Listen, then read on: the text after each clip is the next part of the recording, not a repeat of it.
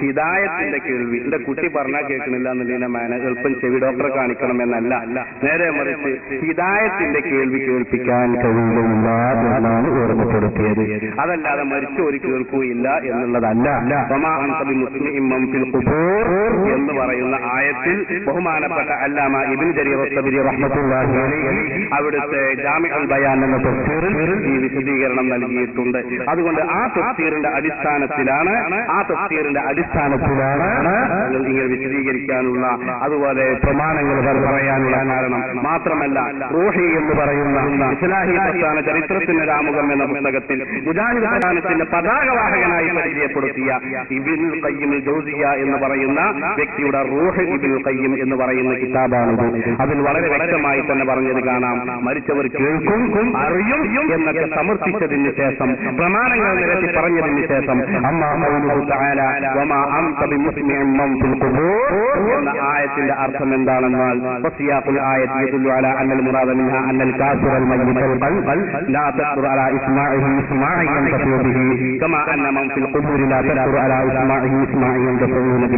നേരത്തെ പറഞ്ഞ വിശദീകരണം അനുസരിച്ച് ഹിദായത്തിന്റെ കേൾവി കേൾപ്പിക്കുകയില്ല എന്നാണ് അതിന്റെ അർത്ഥമെന്നും, നേരെ മറിച്ച് മരിച്ചവർ വളരെ വ്യക്തമായി തന്നെ കേൾക്കുന്നു എന്നുമാണ് ഇതിന്റെ താല്പര്യമെന്ന് ഇബ്നുൽ ഖയ്യിം വ്യക്തമാക്കിയിട്ടുണ്ട്. അതുപോലെയുള്ള ആളുകളൊക്കെ വളരെ വ്യക്തമാക്കിയിട്ടുണ്ട്. ഹബീബായ റസൂലുള്ളാഹി സ്വല്ലല്ലാഹു അലൈഹി വസല്ലം തങ്ങൾ നടത്തിയ ഹദീസ് നേരത്തെ ഇവിടെ വിവരിക്കുകയും ചെയ്തിട്ടുണ്ട്. സൂറത്തുൽ 27 80-ാമത്തെ ആയത്തിൽ അല്ലാഹു പറയുന്നു, മരിച്ചവർ കേൾക്കാൻ കഴിയുകയില്ലെന്നും എന്ന് പ്രസ്താവനയുണ്ടാകുന്നവർക്കുള്ള ഒരു അള്ളാഹു അങ്ങനെ പറഞ്ഞിട്ടില്ല. പറഞ്ഞിട്ടെന്ന് പറഞ്ഞു അള്ളാഹു മലയാളത്തിലല്ല പറയാം, അറബിയിലാണ് പറയാം. അറബിയിലാണ് ആയത്തെന്ന് പറഞ്ഞാൽ അറിയാത്തവര് എന്ത് ആയത്ത് അള്ളാഹു താല ഖുർആന് അറബിയിലാണ്. മലയാളത്തിൽ ഒരാൾക്കുള്ള വിവരം ഞങ്ങൾക്കില്ലല്ലോ. ഒരാൾക്കുള്ള വിവരം ഈ പാമനായ ജനം ഇത് കാര്യം മനസ്സിലാക്കുവാൻ വേണ്ടി വരുന്ന സ്റ്റേജാണ്, അല്ല പരിഹസിക്കാനോ തമാശ അടിക്കാനുള്ള സ്റ്റേജല്ല. ഇത് മുഖാമുഖം എന്നുള്ള ഒരു പരിപാടിയാണ്. ഇത് പല പ്രാവശ്യവും മുജാഹിദിന്റെ ഇത് കൊടുത്തുകൊണ്ട് നിങ്ങൾ പരിഹസിച്ച് ഇവിടെ അട്ടഹസിക്കാനും ഇവിടുത്തെ ജനങ്ങളും ഉണ്ടായിരുന്നു. ഇത് മുഖാമുഖമുള്ള ഒരു പരിപാടിയാണ്. ഇതിനുള്ളത് ആയത്ത് അറിയുമെങ്കിൽ നിങ്ങൾക്ക് എനിക്ക് സമ്പാദിക്കാൻ വേണ്ട ആവശ്യമില്ല. അല്ലാതെ പക്ഷെ എനിക്ക് അറിയാത്തൊരു വ്യക്തിയായതുകൊണ്ടാണ് ഉസ്താദിനെ സമ്പാദിക്കാൻ പോകുന്നത്. അതിനുള്ള മറുപടി പറഞ്ഞാൽ മതി. ചോദിക്കുന്നതിന്റെ ആയത്ത് ചോദ്യകർത്താവല്ലേ പറയേണ്ടത്. അതിവിടെ മറുപടി ചോദ്യം കിട്ടിയ ശേഷം മറുപടി ചോദ്യത്തിലാണ് ഈ ആയത്ത് വരേണ്ടത്. അതാ ഞാൻ പറഞ്ഞത്. നിങ്ങൾ ഈ പറയുന്ന മാതിരി ഒരു ആയത്ത് ഇല്ലാന്നാണ് ഞാൻ പറയുന്നത്. ഉള്ള ആയത്തുകളെ പറഞ്ഞു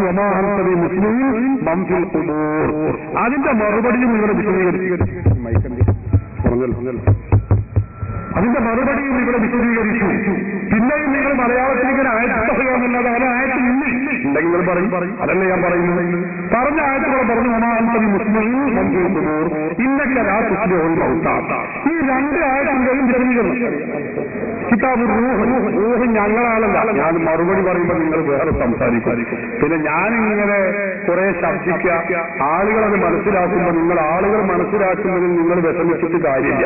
അത് സ്വാഭാവികമാണ്. ആളുകൾക്ക് തിരിഞ്ഞു കാര്യങ്ങൾ വരുമ്പോൾ നിങ്ങൾക്ക് ചില അസ്വസ്ഥതകൾ ഉണ്ടായെങ്കിൽ അത് സ്വാഭാവികമാണ്. ഞാൻ നിങ്ങളെ കുറ്റപ്പെടുത്തുന്നില്ല. പക്ഷെ പറയാനുള്ളത് ഇത് ഞങ്ങളുടെ ആളല്ല. അത് നിങ്ങൾ മനസ്സിലാക്കണം. ഞങ്ങളെ ഗ്രന്ഥമല്ല റൂഹ് എന്ന് പറയുന്നത്. ഞങ്ങളെ പുസ്തകമല്ല. നിങ്ങളെ നേതാവ് ഒരു ഉറുപ്പിക 25 പൈസ വിലയുള്ള ഇസ്ലാഹി പ്രസ്ഥാന ചരിത്രത്തിലുള്ള ആമുഖം എന്ന ഈ പുസ്തകത്തിൽ സുബ്ഹാനല്ലാഹ് ഇസ്ലാഹി പ്രസ്ഥാനത്തിന്റെ പതാകവാഹകനാണ് നിങ്ങൾ പരിചയപ്പെടുത്തിയ ആളാണ് ഇയാള്. ഞങ്ങളെ പുസ്തകമല്ല. അതിലാണ് ഇത് പറയുന്നത്. അത് നിങ്ങൾക്ക് നിഷേധിക്കാൻ കഴിയുമോ? നമ്മളതൊന്നും തീരുമാനമാക്കുക. വെറുതെ നിങ്ങൾ കുറെ പറയാം, ഞാൻ കുറച്ച് പറഞ്ഞിട്ട് കാര്യമില്ലല്ലോ. ഇതിൽ അദ്ദേഹം പറഞ്ഞത് സിയാത്തുൽ ആയത്ത് എതില്ലു. ആയത്ത് കൊണ്ട് കിട്ടുന്നത് ഇത് കാഫിറുകൾ അവിശ്വാസികൾക്ക് അനുസരണം ഉണ്ടാകില്ല എന്നാണ്. നമ്മൾ സാധാരണ ഗുരു ഉസ്താദ് ശിഷ്യന്മാരോട് പറയും, ഞാൻ ആ പാഠം പഠിക്കാൻ പറഞ്ഞിട്ട് നിങ്ങൾ ഇതുവരെയും പഠിച്ച് നിങ്ങളത് കേട്ടില്ല എന്ന് പറയും. അതിന്റെ അർത്ഥം എന്താ? ഈ പാവം അവർ മുജാഹിദ് ചിന്തിക്കാൻ ഈ ഉസ്താദിന്റെ ശിഷ്യന്മാർക്കൊന്നും കാതു കൊടുക്കില്ല എങ്ങനെ ചിന്തിക്കും? അത് അനുസരിക്കില്ല എന്നാണ് ഇതിന്റെ അർത്ഥം. എന്നതുപോലെയാണ് ഇവിടെയും പറഞ്ഞിട്ടുള്ളത്. അനുസരിക്കൂല. ഇതാണ് ഇതിന്റെ അർത്ഥം. അതല്ലാതെ വനം യുരിദു സുബ്ഹാനഹു പടച്ച തമ്പുരാൻ ഉദ്ദേശിച്ചിട്ടേയില്ല അന്ന അസ്ഹാബൽ ഖുബൂരി ഖബറാലികൾ ലാ യസ്മഊന ശൈഅൻ അൽബത്ത ഒരിക്കലും അവർ കേൾക്കുകയില്ല എന്ന് അല്ലാഹു ഉദ്ദേശിച്ചിട്ടേയില്ല മുജാഹിദുകളെ എന്ന് പറയുന്നത് ആരാ? ഇബ്നുൽ ഖയ്യിമാണ്, ഞങ്ങളല്ല. നിങ്ങൾ ഇതൊന്ന് നോക്കൂ. അയാൾക്ക് ഇതൊന്ന് കൊടുക്കും. അയാൾക്ക് അറബി തിരിയെങ്കിൽ നമ്മൾ വെറുതെ ഇങ്ങനെ പറഞ്ഞിട്ട് കാര്യമില്ല. ഞങ്ങളെ വകയാണോ അത് ഇതിലുണ്ടോ നിങ്ങൾ നോക്കി എന്നിട്ട് നമുക്ക് നോക്കാം. വെറുതെ നിങ്ങൾ ഇങ്ങനെ ചോദിക്കാം, ഞാൻ മറുപടി വരാം, അപ്പൊ നിങ്ങൾ വേറെ സംശയം ചോദിക്കാം. വിഷയം തീരുമാനമാവില്ലല്ലോ. ഈ പറഞ്ഞ ആഴത്തിന്റെ വിശദീകരണം ഞാൻ പറഞ്ഞതല്ല, നിങ്ങളെ നേതാവ് പറഞ്ഞ. അത് കഴിഞ്ഞാൽ ഞാൻ രണ്ടാം നേതാവിന്റെ എടുക്കുമ്പോഴേ അല്ല, അയാളെ ശൈഖായ ഇബ്നു തൈമിയ്യയുടെ മജ്മൂഉൽ ഫതാവ 24-ാം വാല്യം എന്റെ കയ്യിലുണ്ട്. അതിലും അദ്ദേഹം പറഞ്ഞ അതേ ന്യായമാണ്. മരിച്ചവർ കേൾക്കുകയില്ല എന്നല്ല, കേൾക്കും എന്നാണ്. ഇതാ ഞാൻ പറയുന്നത്, ഞാനല്ല നിങ്ങളെ നേതാവ് പറയുന്നത്. അപ്പൊ അത് ഉണ്ട് എന്നാ പറയുന്നത്. അത് കൊടുക്കിയ ആൾക്കാർ ഉണ്ട് എന്ന് പറയാം, ഇല്ലെങ്കിൽ ഇല്ല എന്ന് പറയാൻ. അറബി അറിയില്ല, അറബി അറിയില്ല, ഇന്ന് നമ്മൾ പ്രശ്നമില്ല. പിന്നെ പറഞ്ഞൊരു കാര്യമില്ല, അറബി അറിയില്ല. അറബി അറിയുന്ന ഏതെങ്കിലും വിചാരിക്കുന്നുണ്ടെങ്കിൽ അല്ലാതെ ഉറുദു എന്നല്ലാതെ അറബി തന്നെയാണ്. അത് ഉറുദു ആണ്, തമാശ പറഞ്ഞത്. അപ്പൊ അതുകൊണ്ട് അല്ലാഹു സുബ്ഹാനഹു വ തആല പറഞ്ഞ ഖുർആനിക വചനത്തിന്റെ ആശയമാണ് ഇവിടെ ഇബ്നു തൈമിയ്യയും ഇബ്നുൽ ഖയ്യിമും പറയുന്നത്. അതാ ഞങ്ങൾ പറയുന്നത്. അതുകൊണ്ട് സഹോദരന്മാരെ, ഇതിനൊരു വാശിയുടെ ആവശ്യമില്ല. ഞാൻ ചോദിക്കട്ടെ, മരിച്ചവർ കേൾക്കൂല എന്ന് നിങ്ങൾ 36 ആയത്ത് ഓതി കരുതിക്കൊള്ളി. ഒന്ന് മാത്രമല്ല, എത്ര ആയത്ത് ഓതിയാലും ഞാൻ ചോദിക്കട്ടെ, ഈ ആയത്ത് ഇറങ്ങുന്നത് ആരുടെ മേലിലാണ്? ആർക്കാണ് ഈ ആയത്ത് ഇറങ്ങിയിട്ടുള്ളത്?